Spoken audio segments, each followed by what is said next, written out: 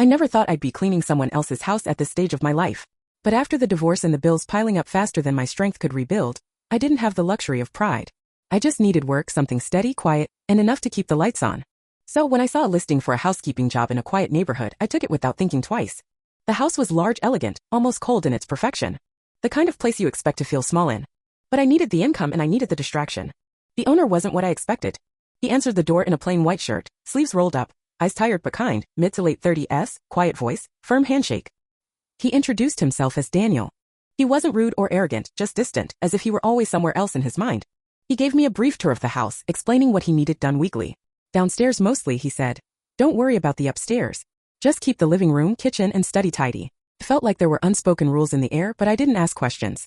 I was just grateful for the opportunity. The first few days passed without much interaction. I came in, did my tasks, and left. He worked from home, always tucked away in his study with a laptop and a mug of black coffee that I'd find half-drunk hours later. I started to notice little things.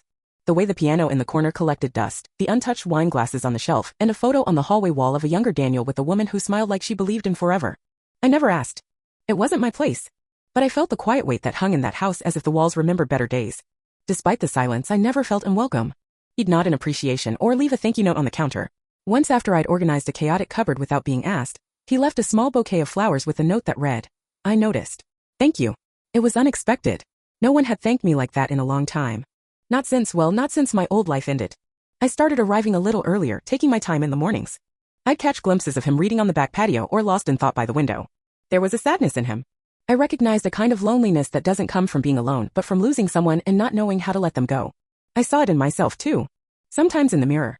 One afternoon he passed me on his way out. You're doing a great job, he said, pausing for a second. I mean it. I smiled. Not used to compliments that felt so sincere. He looked like he wanted to say more but didn't. He just nodded and walked out the door. Still, that small moment stayed with me longer than it should have. At night, I found myself thinking about him. Not in a romantic way, at least not then, but in a curious, unsettled way. Who was he really? What happened in that house before I arrived? Why did everything seem frozen in time? I didn't ask questions. I just kept doing my job. But there was a pull I couldn't ignore. Something about that house felt like a place where healing hadn't yet happened. And something about the way he looked at me briefly, cautiously made me feel like maybe he wasn't entirely closed off to letting someone in. I kept things professional. I had to. I couldn't afford to complicate things. But the truth was being in that house gave me something I hadn't felt in months. Purpose. It wasn't just about dusting shelves or folding blankets. It was about being seen again, even in the smallest ways. And for someone who'd been invisible in her own life for so long, that meant everything. So I showed up. I worked hard. And I wondered silently what might happen if two people, both quietly broken in different ways, kept crossing paths inside a house that seemed to be waiting for something to change. I didn't know it then, but that question would soon find its answer. And when it did, everything would shift. It started with a simple question. Would you mind helping me with something upstairs? Daniel asked one afternoon, his voice softer than usual. I paused. He'd never invited me to the second floor before. I hesitated for a second, unsure if it was part of the job or something else, but something in his eyes, something tentative, not demanding, made me nod. Of course, I said. As we walked up the wide staircase, I noticed how different it felt. The upstairs hallway was filled with warm light, family pictures on the wall, shelves of books, and a faint scent of cedar. It didn't match the coldness of the downstairs. It felt lived in, real. He led me into a room at the end of the hall. His study, he said, it wasn't the one he used for work downstairs. This one had more character. An old desk, overflowing books, a worn leather chair, and a large window that looked out over a quiet backyard. Papers were stacked everywhere. Old photo albums were half open and dust-coated nearly every surface. I've been meaning to organize it for years, he admitted, rubbing the back of his neck. I just couldn't bring myself to.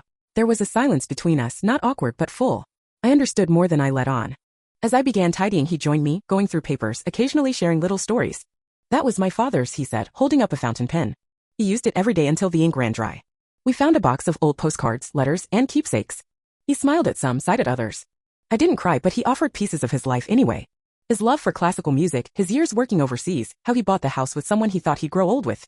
I nodded, listened. There was no judgment, just two people sorting through memories, one box at a time. From that day on, the upstairs became less off limits. He'd ask me to help with small tasks here and there, reorganizing books, dusting shelves, finding a place for keepsakes he couldn't throw away. And with each visit, the conversation grew. Sometimes about the weather, sometimes about life, and occasionally about pain. He told me about Emily. She'd been gone for 3 years. Cancer, swift, cruel, and without mercy. He spoke about her not with bitterness, but with reverence, like someone who had made peace with the loss but not the silence it left behind. I found myself opening up too. I shared parts of my own story. Not the painful details, but enough about how I'd lost more than a marriage. How I was rebuilding from pieces and how hard it was to be strong when no one was watching. He listened the way people rarely do any more fully, patiently. Not once did he interrupt or try to fix it. He just let me speak slowly. The boundaries that once defined us, employer and employee, man and woman, stranger and stranger, began to blur. He started offering tea in the late afternoons, and we'd sit for a few minutes before I left. The silences were no longer heavy. They were comfortable, familiar. There were smiles, quiet laughter, and stories that lingered long after I walked out the door. One evening as I was heading out, he walked me to the door. "You've brought life back to this place," he said quietly. I didn't realize how much I needed that. I smiled, unsure how to respond, but the words stayed with me, echoing in my chest. It wasn't a love story yet, at least not the kind with grand gestures or whispered promises. It was something gentler, a connection forming in the smallest cracks of our routines, a comfort we didn't name. And even though nothing had been said or acted upon, there was a shift I couldn't ignore. Something about the way he looked at me, like he saw not just a woman doing a job, but a person he respected, maybe even needed, made me wonder if healing sometimes came disguised as a second chance. Still, I was careful. I reminded myself not to read too much into it. I was there to work, to rebuild, not to fall for a man whose heart had already been broken. But no matter how many times I told myself that, there was something undeniable growing between us. Something soft, patient, and real. Something I wasn't sure I was ready for. But maybe, just maybe, it was exactly what I needed. It was a Thursday evening when everything shifted. The sky had turned gray all day, and by the time I was finishing up in the kitchen, rain began tapping softly against the windows. I reached for my coat, ready to leave, when Daniel appeared in the doorway. "The storm's getting bad," he said, motioning to the wind picking up outside. "Would you mind staying for dinner? Just until it settles down." I hesitated, but the warmth in his voice made it hard to say no. I nodded slowly, placing my bag back down. That night, everything felt quieter, softer, like the house itself was holding its breath. We sat at the small kitchen table. Nothing fancy, just leftover pasta, a bottle of wine he hadn't opened in years, and conversation that didn't try too hard. He asked me questions he never had before. Not about the chores or the house, but about me. What I loved, what I missed, what scared me. I answered slowly, cautiously, but honestly, and then I asked about the piano. I had seen it 100 times, but never heard a single note come from it. He smiled almost sadly and said he hadn't played it since Emily passed. "She used to sit right there," he whispered, pointing to the velvet bench. "She said it made the house feel alive." After dinner, he asked if I'd like to hear something. I nodded, not trusting my voice. He sat at the piano, touched the keys gently, then began to play. The melody was soft, haunting, filled with something I couldn't describe. I felt a lump rise in my throat. I didn't expect to cry, but I did quietly. The kind of tears you don't even realize are falling until your cheeks feel cold. When he finished, he looked at me, not with pity, but with something deeper. Understanding, empathy, a quiet recognition that we were both carrying the weight of something we hadn't fully named. That night lingered with me. In the days that followed, I found myself thinking about his hands on the piano, the sadness in his smile, and the way he looked at me like I wasn't just a shadow passing through his world. I started questioning my own heart. Was I beginning to feel something? And if I was, did that mean I was betraying everything I promised myself? That I would focus on healing, on being independent, on not needing anyone? Then came the news. A friend of mine had connected me to a position at a real estate firm. Better pay, benefits, more stability. On paper, it was exactly what I had been looking for. I didn't say anything to Daniel at first. I told myself I'd finish the month, then move on. Clean break, no complications. But nothing is ever that simple when feelings are involved. He found out through someone else, a mutual contact, I suppose. That day he was distant again.